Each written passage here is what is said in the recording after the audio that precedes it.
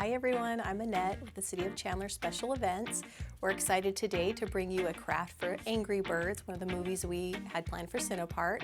For this activity, you're going to need a few items. You're going to want some modeling clay, Play-Doh, whatever you have at home. If you don't have ready-made Play-Doh or air-dry clay, we do have the recipe for salt dough on our website. That's chandleraz.gov/CinePark, so you can make your own dough if need be. You'll also need cereal boxes, chip boxes, a little bit thinner material, anything really fun and colorful. Again, we're hoping you have these things in your home so that you can enjoy and make these things without having to leave your house.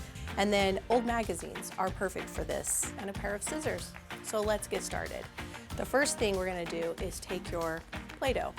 Again, I have some modeling clay, so it needs to be a ball about big enough to fit in the palm of your hand. You're just going to roll this ball of dough into your bird shape. This is going to make your body for your bird. For those of you that have seen any of the Angry Birds movies, you know there's a lot of different shaped birds. So whatever shape you decide to do totally works. I'm going to go ahead and go with red, one of the more known birds, and he's just a circle. So I'm going to set the body aside for now, and we're going to move on to the feathers. They're teardrop shaped. You don't want to go probably any bigger than 2 inches long and about a ½ inch wide, just because of how you're going to use these with the assembly of your bird. So I've already cut out a few examples, but I'm going to show you how you create this feathered look on the feathers that you're going to use for your bird. So take your scissors and your teardrop shaped feather, and you're going to cut at an angle. You're going to cut down both sides of the teardrop shape, but take care not to cut all the way through because you don't want to lose little feathers and have it look like missing teeth.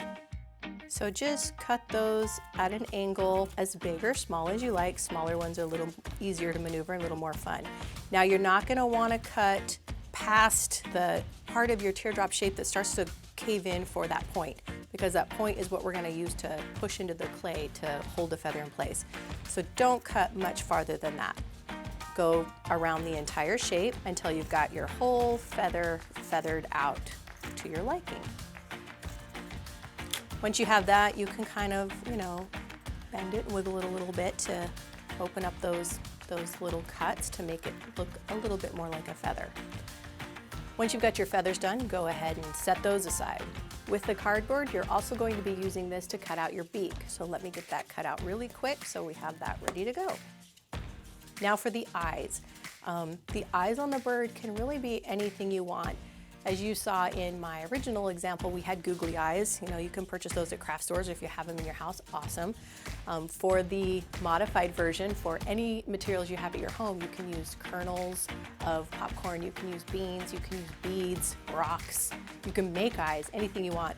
I was able to take one of my old magazines, and in flipping through it, I found a page that had these sunglasses were about the perfect proportion for my bird's face. So I thought that was fun. So I'm going to go ahead and cut out a pair of sunglasses that I'm going to use for my bird's eyes. And again, you can use anything you want. So now I've cut out my little sunglasses for my bird. Let's begin assembling the bird. So you have all your components, your beak, your feathers, your eyes, and your little ball of dough. So again, take your little ball of dough, make sure it's the shape you want, and let's start with the feathers. So now you're going to take your feathers. The pointy end that you did not cut is going to be pushed into the dough on kind of the back part of your bird. This is going to create the tail feathers. Push it in as far as you need so that they kind of feel stable and secure in there. This is where 3, 4 feathers, I like doing 3.